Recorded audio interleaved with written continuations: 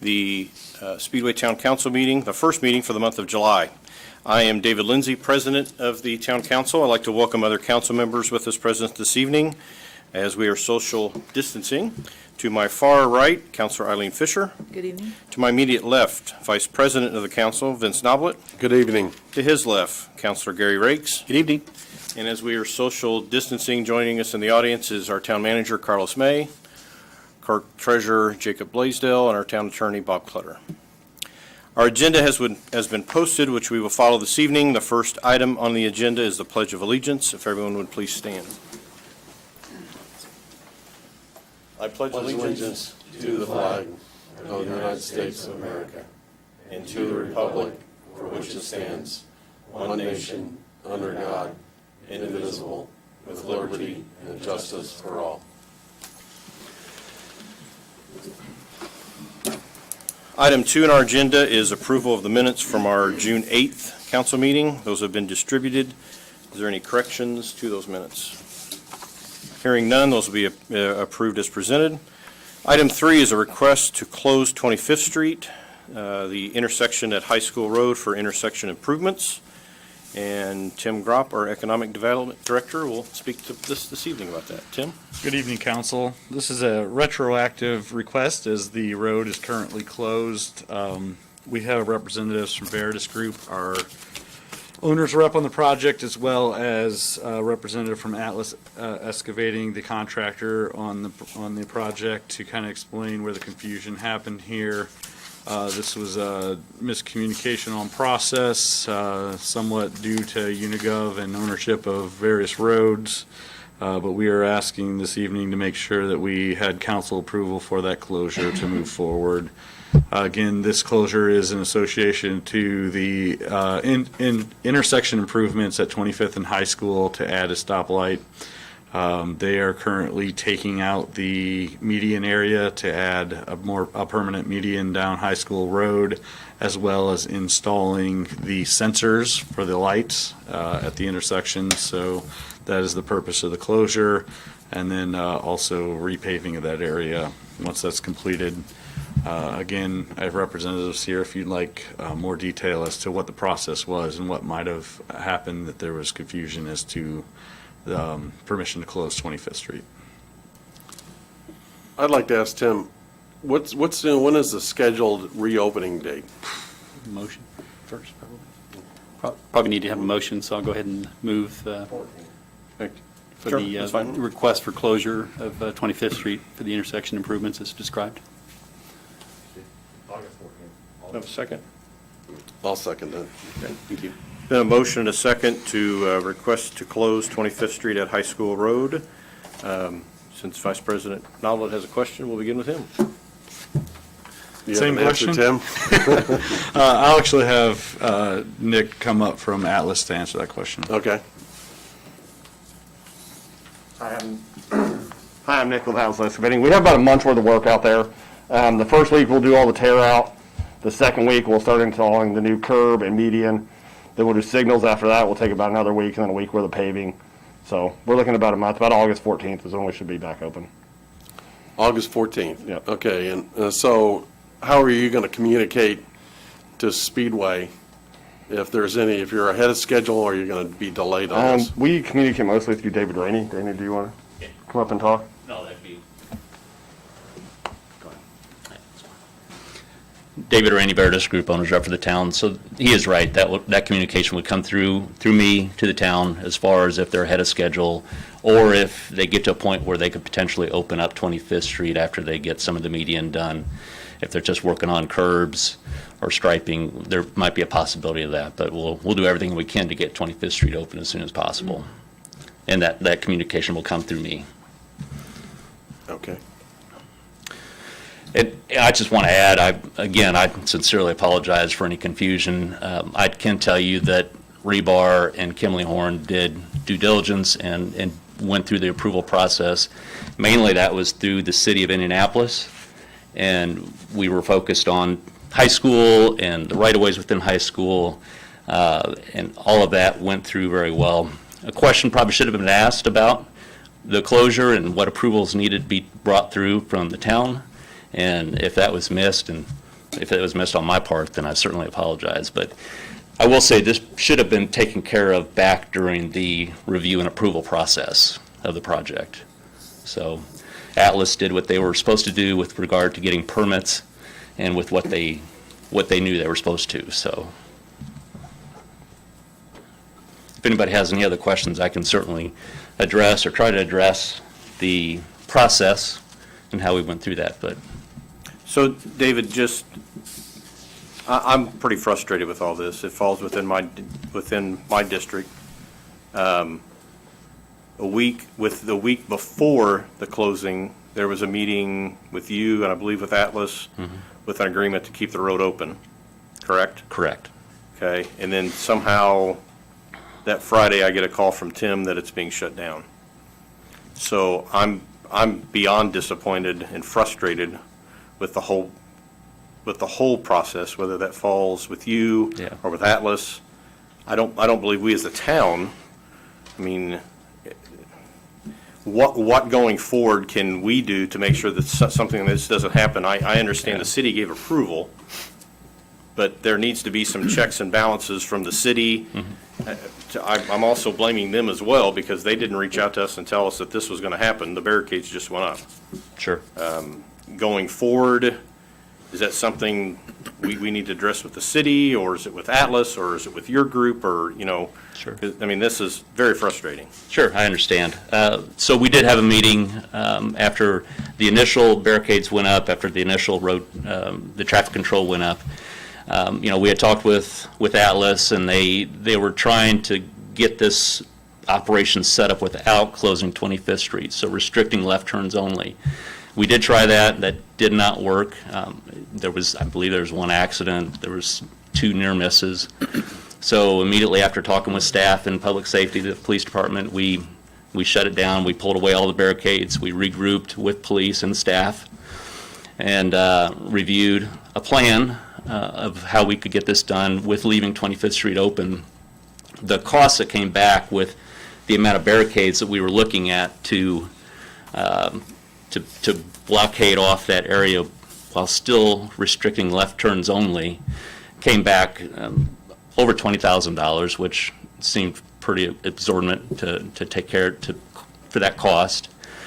So we revised that. Instead of using Jersey barriers, we decided to use Type 3 barricades. So that was what I understood was the plan to go forward with. Now, I can't speak for Atlas on this, but the decision to close was basically what Atlas was going off of was what they thought was the approved plan of the construction plans that were approved by the city of Indianapolis. So they didn't deviate per se from that plan, but the communication, I would agree, was lacking.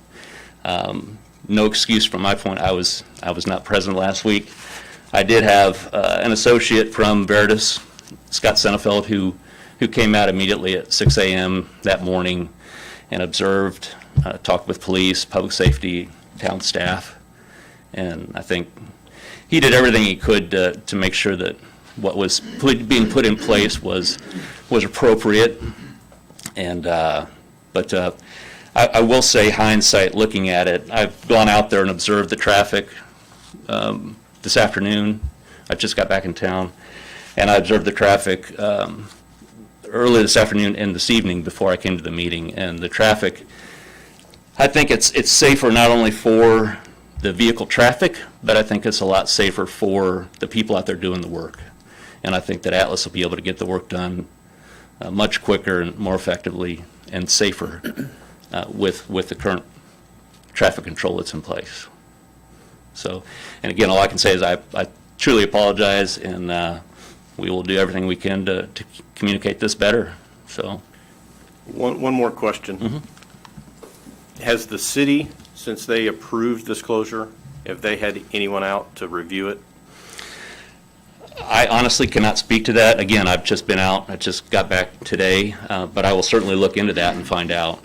But and I don't want to speak for the city's perspective, but this is following an approved plan that was approved through the city and permitted. So But I can certainly reach out to Nathan Sheets' office and find out if anybody has been out to observe the traffic control that's been put in place and make sure that it's appropriate. Or is there someone from the city that would come out prior to it being closed to review it? Or is that something they just look at the documents to review that? Many times, it's information that they would review and approve. I'm not saying they never come out and inspect the road closure, but I have not seen them, or I'm aware that they've been out to date for this project. And David, I want you to know, I appreciate you and your apologies as well as the company doing the work, but I think a lot of this falls on the city for failing to communicate with us on this. That is an F intersection. There's no other way to make it anything worse than it is. Right. So I know with shutting it down, I think this is going to be a major improvement when it's done. But I think that it's a failure on the city to communicate with us as the town. Sure. I think that bears a lot of responsibility on this. Yeah.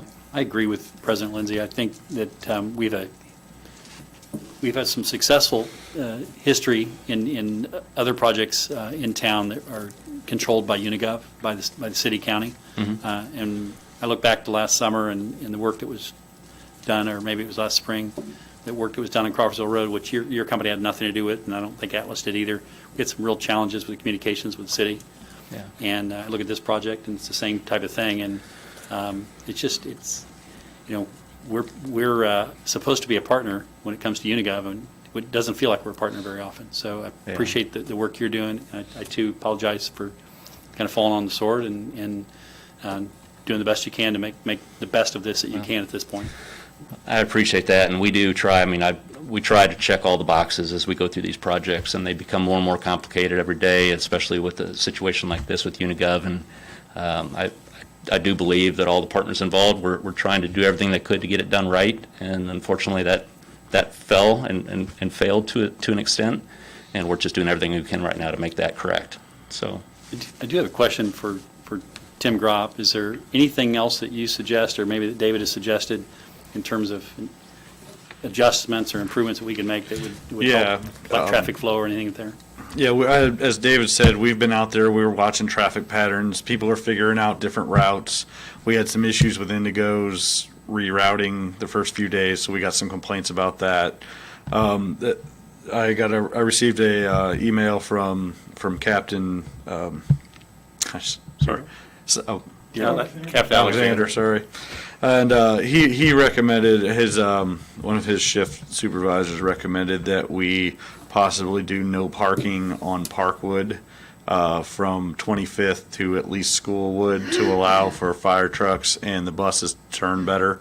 It's a little tight through there, and the turning radius is not made for buses and fire trucks to be going through there on a constant basis. So that was a recommendation from the police department as well. So we have a motion. Do we put on the closure?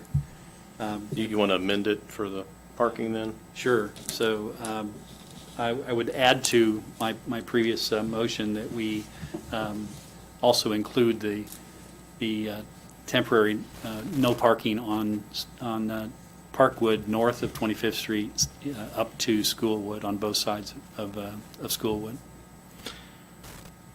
And I'll second that. Okay. We will now ask for any questions or comments from the public. Or Tim, did you have anything else? I'm sorry. I'd just like to emphasize that we have been in contact with the businesses. We had one concern. We followed up with that immediately, and we will follow back up with them as well as things evolve. We will continue to communicate with the businesses down there. Union Jacks is not open currently, and they plan on staying closed for the time being.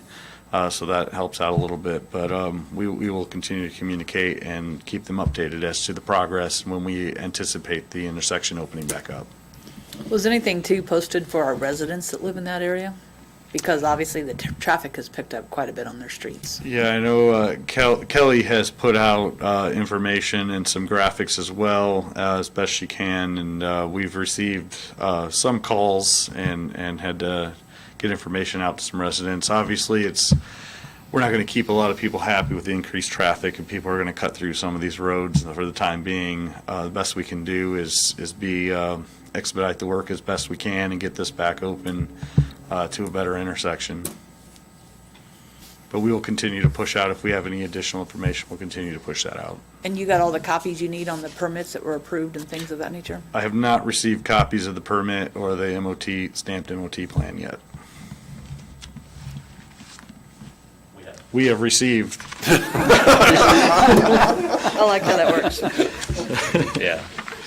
Yeah, and I've seen the permit, but yeah, we've got the plan as well as the permit here from the city of Indianapolis, and I don't have my glasses on there back there, Okay. but, Yes, right here. Any questions from the public that is with us today regarding this? Chief Milhorn, I know we've talked about the police side of it. From your side of it, I know I was out with you one day, kind of reviewing the fire apparatus, trying to get through there. Everything good with you, the way the plane is now? And Well, the only thing I'll say is, can you step up to the mic for us? Sorry. no, you're fine. The only thing I'll say is Schoolwood is a bad turn for us. Because there's a light pole there, and with the barricades, it's hard for us to make an apparatus turn to the right. Hickorywood is much, much better. Okay. So that was going to be part of my report later is there's going to be increased apparatus traffic going up Parkwood to Hickorywood back to high school. So I don't know, that's a lot of cars to not park on the street, but it would be nice if it was all the way to Hickorywood. Okay. Chief, is it more about the turn? Or Yeah, is it- Schoolwood's a tough turn Yeah, so. because so of the barricades in What the if, middle. what if it were just some spots near Hickorywood that were also included, that were marked off specially? That would work. Just because it's the turn coming out of Schoolwood is the problem onto high school.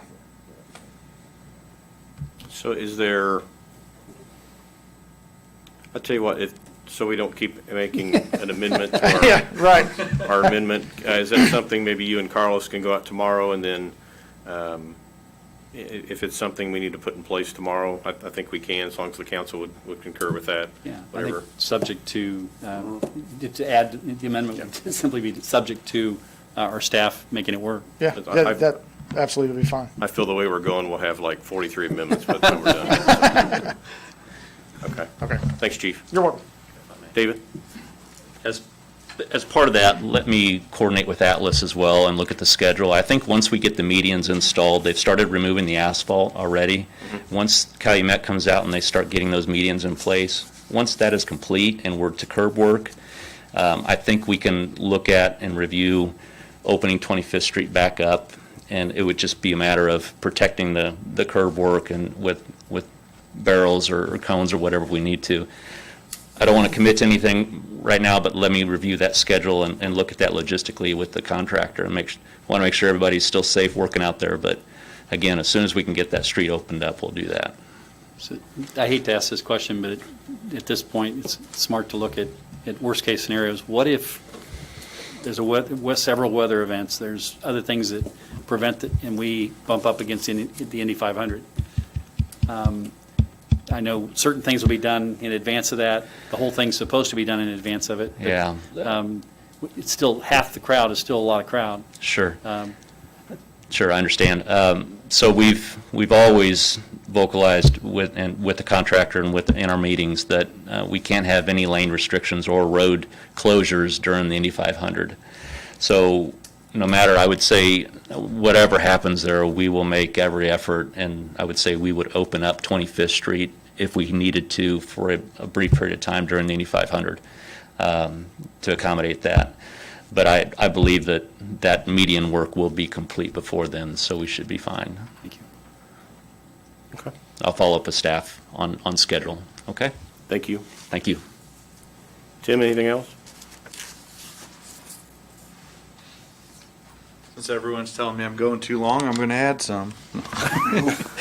Just if we are able to adjust that schedule, I just want to remind, there will be a couple days that we would have to close down 25th to put in the sensor as well as repave the apron in there as well. So we'll do our best, and Dave and I will work, and we'll be diligent on it and make adjustments as necessary.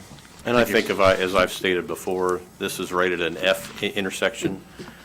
It's rated F for a reason, because it's bad, and this is going to make it a whole bunch better, I think, in the end, so.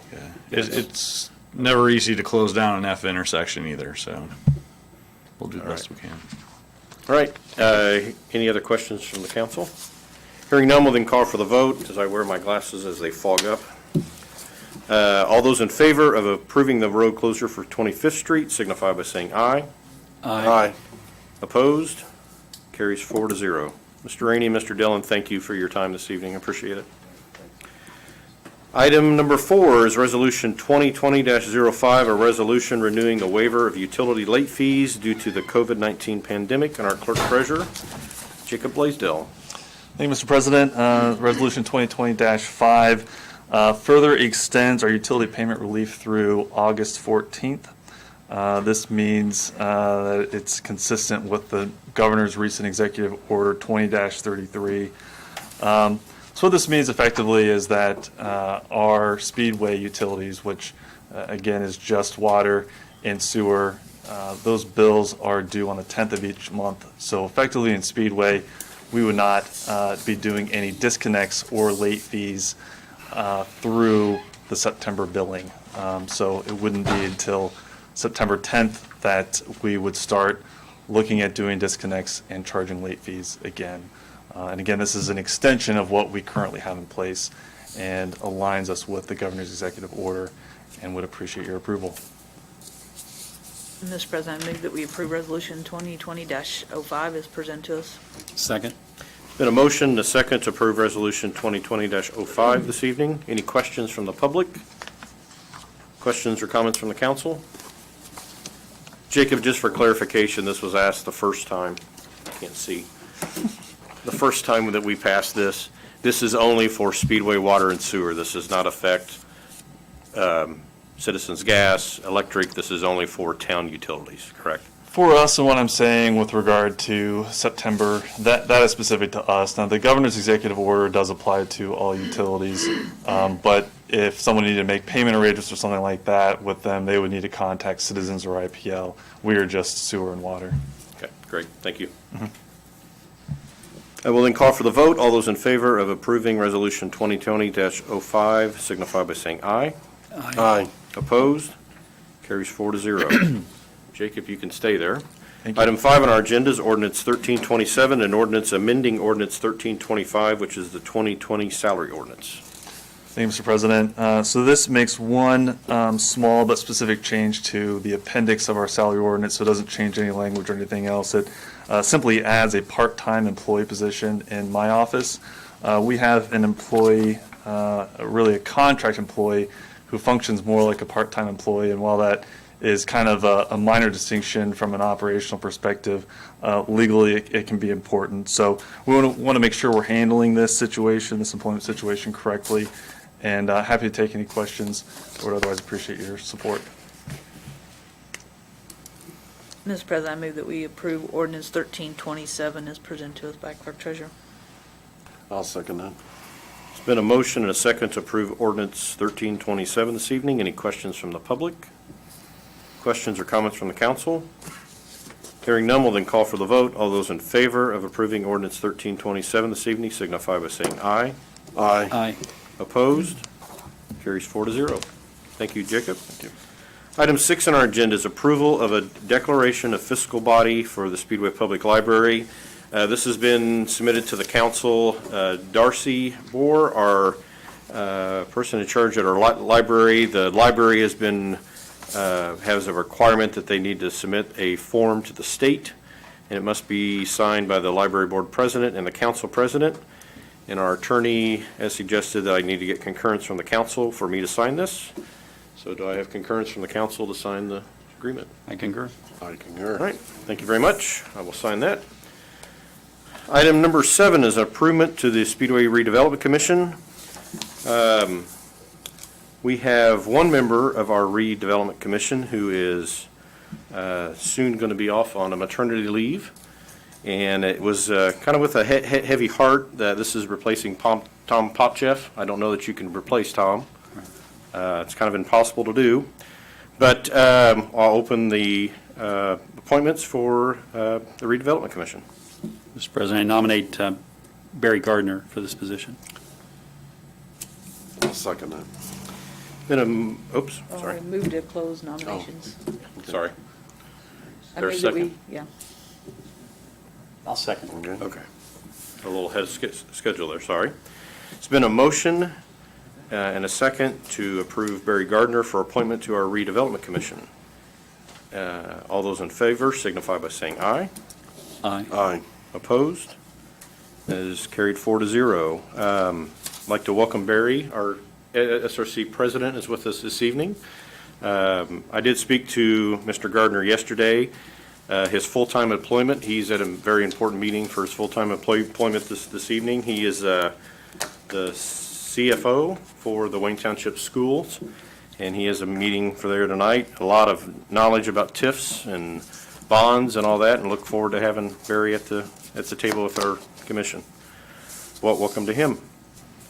Item 8 on our agenda is approval of claims and utility adjustments from our clerk treasurer. Jacob?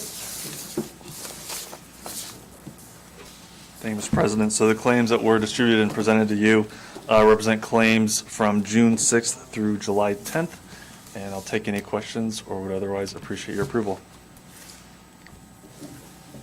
Mr. President, I move that we approve the claims as presented. Second? Been a motion and a second to approve the claims as presented this evening. Any questions from the public? Questions from the council? Hearing none, we'll then call for the vote. All those in favor of approving the claims as presented signify by saying aye. Aye. Opposed? Carries 4-0. Jacob, utility adjustments. No utility adjustments this month. Great work. Anything else? Take none of the credit. Only thing I'll add is that I just want to emphasize that our office, the clerk treasurer's office, is open for appointments. People can call my office, 317-246-4111. If you're not able to get anyone right away, please just leave a message and we will call you back. And as I said earlier, we've been finding that we can do handle a lot of business without people needing to come into our office. And so we're handling that as much as we can. But if it turns out we can't, or it's just a lot easier to have somebody come in, it's a more complex issue, we'll set up an appointment. You can come in. We're cleaning our office after every person that comes in. We're making sure that you will be the only person that's in the office at that time. Or I should say the only visitor in our office at that time. And if you're struggling to get through, to leave a voicemail or whatnot, or uncomfortable leaving a voicemail, you can always email me, jblasdel@speedwayin.gov. My email address is also on our website. And so I know some people have had some challenges getting a hold of us, at least when they eventually get a hold of us saying that. So just want to make sure that if people need to reach us, they're able to, and we can get their business taken care of. That's all I have. Thank you. Great. Thank you, Jacob. Next is a report from our department supervisors. We will begin with our Economic Development Director, Tim Gropp. Good evening again, council. A few reports. Monday night is our redevelopment commission meeting. At that meeting, we will be holding our state-required annual report to the overlapping taxing units. We have put out proper notice for that, but I wanted to reemphasize that will be happening at our next SRC meeting. That was a change in state law about a year ago. So we are already starting to work on details for the Indy 500, so I don't anticipate many closures or or anything on Main Street, but we're kind of going through all our parking lots and properties and trying to determine what we're going to do with them, assuming the race is moving forward at half capacity on August 23rd. So we may reach out to some businesses and see what their plans are and make sure that we're accommodating everyone on Main Street through the race time. Fencing at 10th and Poco, actually, we walked the site today with the fencing contractors. They'll start installing that tomorrow. It's going to take them a little while to get that done, but they should be on site and we should be seeing that fencing progress. Beyond that, there's some slight improvements that the environmental contractor has to complete, and they're going to need to reseed that property as well.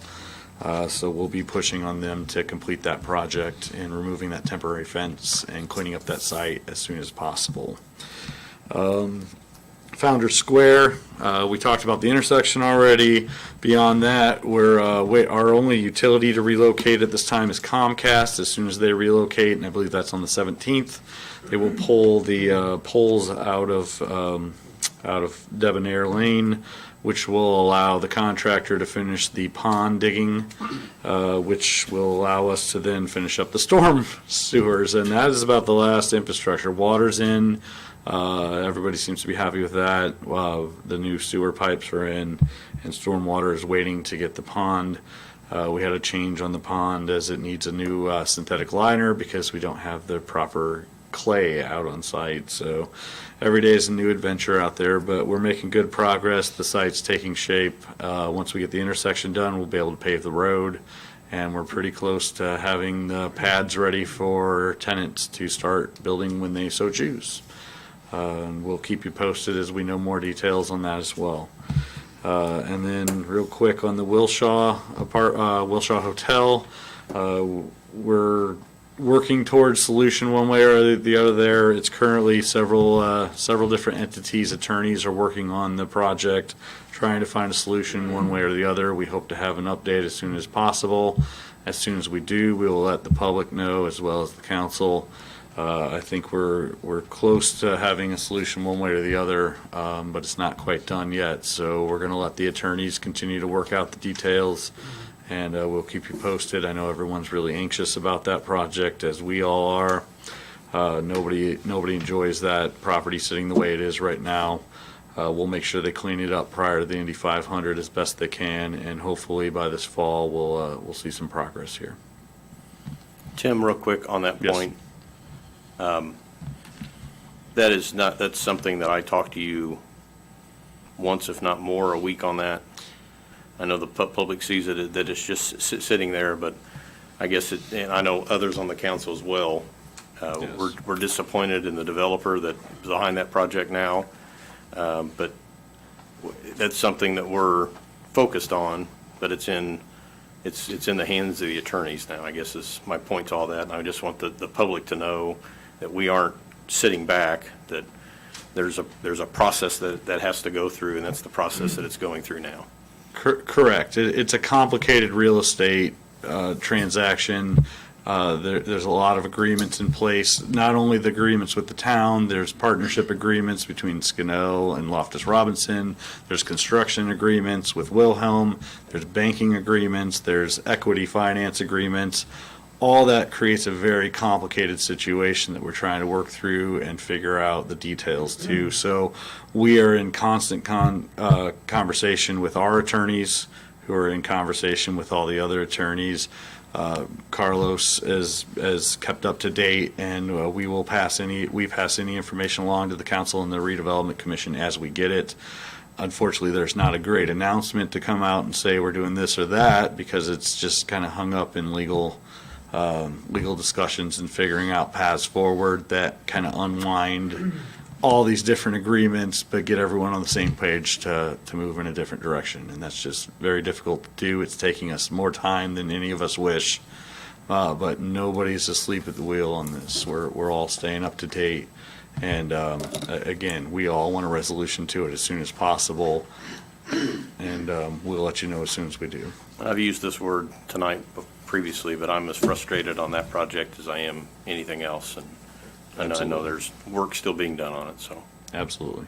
thank you. Thank you. Next, our police chief, Jim Campbell. Good evening. My first report is Brickyard 400, and I guess the best way to describe it is somewhere between unique and bizarre. I think from a racing standpoint, the IMS was very happy with, the race itself. From the public safety standpoint, no fans, no issues. We literally had no runs, and I will have to say that Speedway Police Department staffed that event. We had 4 officers on the inside and officers up and down Georgetown and 16th Street. I do want to thank the Marion County Sheriff's Department that provided 2 bicycle squads that patrolled up and down Main Street and Georgetown Road, and also IMPD, who provided their on-duty sickles to be there if we needed them. Obviously, we had no issues, and like I said, very successful event. So, secondly, we have a new officer as of June 29th. Maddie O'Day has been sworn in, and she's currently in her field training officer. She's a graduate of the Indianapolis Police Department's Training Academy. She graduated on Friday and went to work for us on Monday. So other than losing a few friends at IMPD, I think we're very fortunate to have Maddie here. Next, we continue our applicant process. We still have 3 vacancies, and we're hoping to move that along. And, as Carlos sat in on our commissioners meeting this morning, we're making some progress and hope to get those filled. Lastly, we also have 2 new chaplains, Tom Jadrick, and he is currently a Marion County Sheriff chaplain, and also Ralph Lemon, who you may remember had been a chaplain for us prior. That's a very important program for us, and, Rick Castle does an excellent job of, providing those chaplains that, they get calls out to situations that they prove to be very beneficial to both the town and the officers that sometimes have to deliver very bad news. So that's what I got. Chief, I wanted to bring up, I know you've already tweeted out about it, put it on social media, and had a retirement party for him, but I want to publicly thank Sergeant Rod Ferguson for his 32 years of service to the town.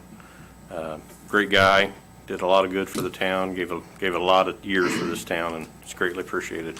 And again, Rod had a very good going away or farewell party, and I was glad to see that as many people turned out to wish him the best. Thank you. Thanks, Chief. Next is our Assistant Fire Chief, Chris Milhorn. Good evening. Just a couple things from us. July 4th holiday went very well, actually. Very few runs related to the 4th of July. So that was a good thing. We talked about the 25th Street closure. Just as everyone's aware, Parkwood, Hickorywood area, we're going to be coming up there. We run up on High School Road daily, so north on High School. So we will be up there in that area. That's really our shortest cut through. Obviously, we are still in our COVID-19 protocols. One thing I would like to remind everyone is if you have to call 911, and if you need to call 911, by all means do. But for a medical emergency, we have great dispatchers here in Speedway, but they're not mind readers.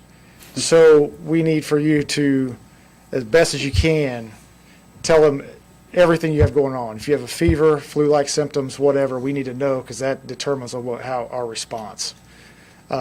It's just to protect us and to protect you guys, the public as well. Finally, this week is going to be really hot. It's been really hot. It's going to be even hotter this week. If you have to be outside, make sure you're hydrating. Check on your neighbors if you haven't talked to them in a while, if they live by themselves, that sort of thing. If you can stay inside, do, because it's going to be extremely hot this week. Barring any questions, that's all I have. Thanks, Chief. Thank you. Next is our Park and Recreations Director, Tammy Smith. Hi, Tammy. Good evening. Last Thursday was our first concert of the season. As you know, we had to cancel all the June ones and reschedule them for July, so we've got the rest of the Thursdays of July with the concert, hopefully. It was very successful. We had over 200 in attendance. Everyone physically distanced well. They were in their little groups, sitting close together, but then they gave nice space for the next group. So there's always room for improvement, but I thought everyone did a great job and seemed to have a really good time. As a reminder, our concerts are on Thursdays, 7 to 9 p.m. at Meadowood Park at the gazebo. This week is Starlighters Big Band. Next week is Country Summer. And then we'll finish it off the last Thursday of the month with My Yellow Rickshaw.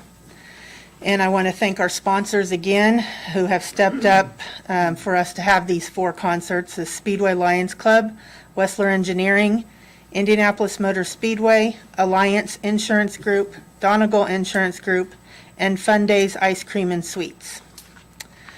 This past Saturday, we were finally able to open the playgrounds. We continue to encourage physical distancing as well as mask wearing for kids over 2 years old. We did have an issue this morning with overcrowding at Meadowood Park. I got a call out there. It was one of the daycare facilities that brought multiple buses, and there were a lot of kids on there. So I, took the time, we talked. I'm going to email further with them, working with these daycare facilities to educate them on capacity limits of the equipment, as well as the importance of letting Speedway parks know that they're going to be coming there, for multiple reasons. One is so we can adequately staff for supplies in the bathroom. Also, so there's no conflicts with shelters. If somebody else has rented a shelter, they come and they, set up at the shelters. So they were very nice, and I look forward to speaking with them further and coming up with a plan for that. Camps, we had our Strong Kids Camp last week. I want to thank Sarah Gardner with Stronger with Sarah. She facilitated that camp and did an awesome job. It was small in attendance, but it was very successful. It was a mind and body boot camp for kids going into 5th through 8th grade. They had a daily theme for discussion followed by a workout. So, for example, they had discussed social media and its impact. And then did an upper body workout. They discussed goals and friendship, and then just did different parts, lower body cardio. The kids really seemed to enjoy it, and we're excited to be able to do it again next year. So hopefully we can partner with Sarah again. We had Horseshoe Camp started last week as well. That's on Wednesday evenings through this month. And then at the last week of this month, we have Cornhole Camp. People can still register for that one online. It's open to 8 years old to adults. So if anybody wants to spend a week playing cornhole, it is during the day. Look on our website and go to online registration and get the information from there. And that's all I have. Great, thank you, Tammy. Okay, Thanks, thanks. Tammy. Next is our Public Works report, and our wastewater superintendent, Norm Berry, is with us this evening. Evening, Norm. Good evening, council. I've been trying to make my way through the fog here. I can relate, Norm, Yeah. trust me. Okay, I'll start with Waterworks. Luke reports that the surface water plant is now online, and they've started feeding activated carbon to help with the taste and odor from the creek. The meter readers have completed their routes along with replacing stopped and defective meters throughout the system. The distribution crew, they've been very busy fixing water main breaks and monitoring contractors throughout town. They're installing new water mains. And in the last week, they pumped and treated 16,588,000 gallons of water into the distribution system. The street department, Rob reports that the dry run ditch maintenance is currently ongoing or is about to be completed. That is an ongoing annual thing where a dry run creek from 25th Street all the way to Georgetown. They get in there and clean out the vegetation. Patching the potholes continues. They've been mowing and weed eating all the common areas, and they've been doing sign maintenance. On the wastewater treatment end, it's been business as usual. The phosphorus treatment, the new phosphorus treatment process is currently ongoing. We've been doing most of that work in-house. This is going to be a chemical treatment type process. We just got the 4,000 gallon tank, feed tank for the chemical that we're going to be using. We just got that in place, and we'll be starting now to place the piping and the pumping system in. We're also going to be running our own running the feed lines to the feed point in the treatment plant. So we're on schedule to meet the December 1st deadline to meet those new limits. And finally, for the month of June, we treated and reclaimed 123 million gallons of water that would have otherwise harmed Eagle Creek. That concludes my report. Thank you. Thanks, Norm. Thank you. Next is our Communications Director, who's been added to our agenda, Ms. Kelly Turner. Yes. Thank you for adding me, Eileen. I'm very excited to come up here each month and talk with you. Good. So we have two new communications vehicles that we're using this month. First is a new segment through Speedway Community Television. It's called This is Speedway with Carlos May. Carlos will be hosting an episode each month. It's about 20-30 minutes long. He'll invite a couple guests into his office and talk about what they do for the community. So this past month, we had someone from the Indianapolis Motor Speedway Museum come out and talk about what they have going on at the museum, and Josh Clay from the Exchange Club talking about their golf outing. So I'm very excited. This is a great opportunity to share the message of some of our community groups and community leaders, and get to know Carlos a little bit better for those of you that don't get emails and phone calls from him every day. In addition to that, which is a good thing, in addition to that, we have a new monthly newsletter. This will kind of take the place of the Fast Facts Friday. I'm going to be keeping it updated throughout the month with any new information. I'll put it out right around the first of the month each month and include all upcoming public meetings, any kind of events going on in the community or other important information. You can find that on our website or any of our social media platforms. If you check any of our social media platforms, you'll see lots of messages about masks. I know that you've seen us all wearing masks here today, and I appreciate everyone's cooperation and prioritization of people's health.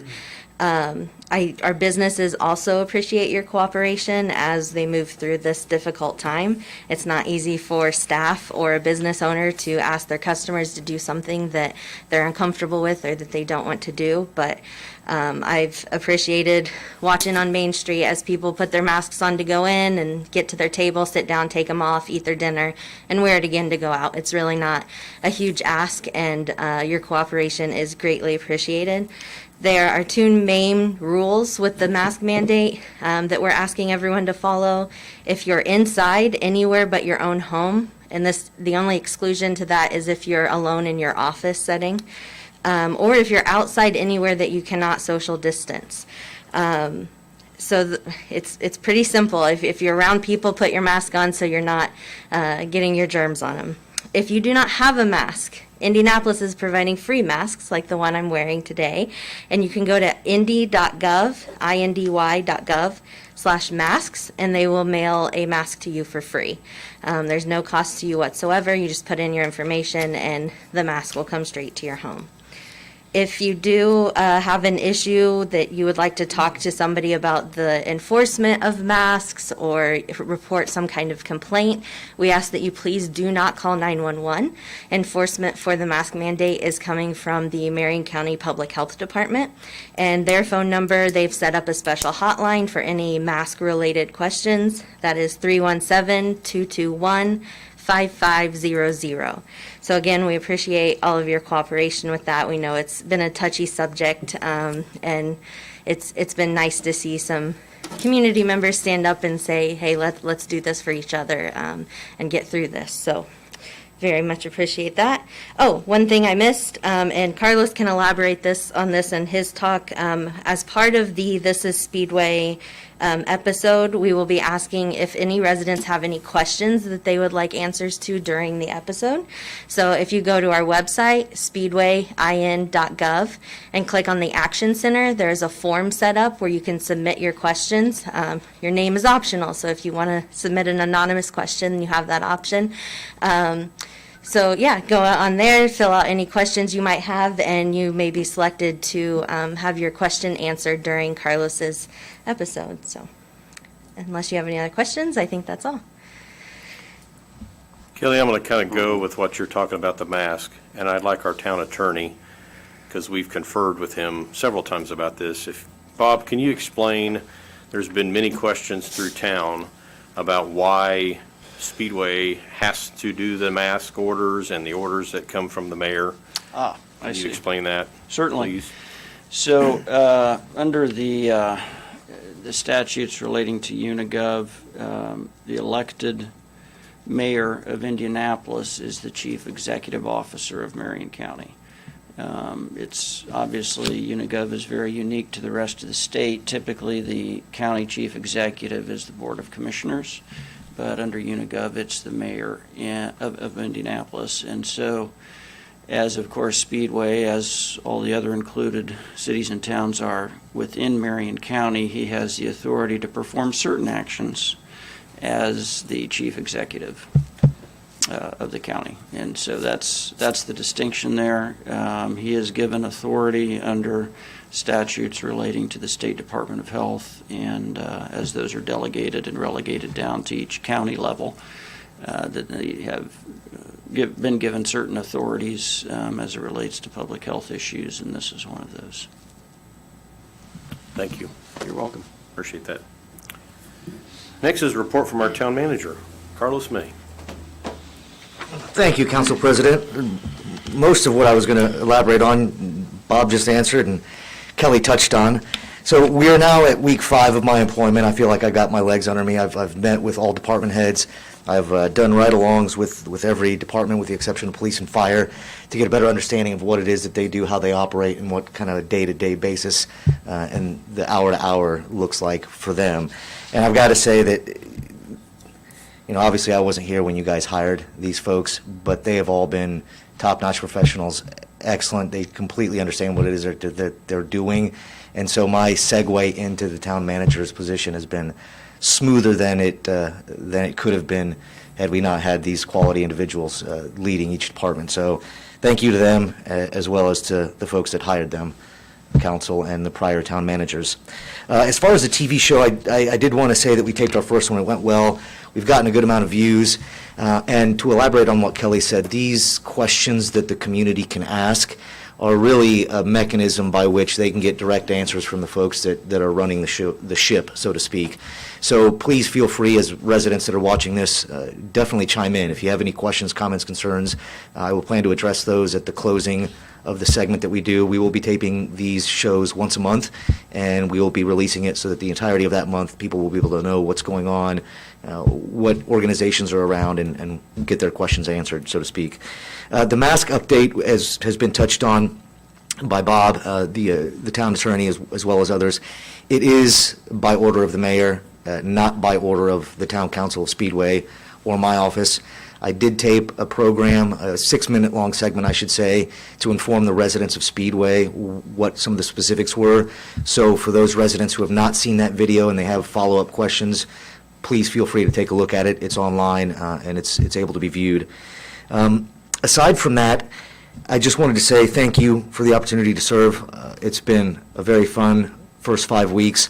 A lot of information thrown at me, but like I said at the beginning, I've kind of got my sea legs now. From here on out, it's going to be focused on driving the town forward, making sure that the citizens are engaged, making sure that myself and department heads are engaged with the citizens directly. And on that note, I will end unless the council has any questions. Thank you. Absolutely. Next is a report from our council members. We will begin with Councilor Eileen Fisher. I have nothing this evening, thank you. Very good. Councilor Gary Riggs. Same, nothing to report this evening. We're on a roll. Vice President Noblin. I got to say a few things. I think this July 4th, we had a very active, to say the least, July 4th celebration, at least over by my house on District 2. I think that is very evident since a lot of the celebrations were canceled downtown, that those celebrations went on in people's backyards and on trails or anywhere that we could shoot off fireworks. And you know, thankfully, everybody was safe out there.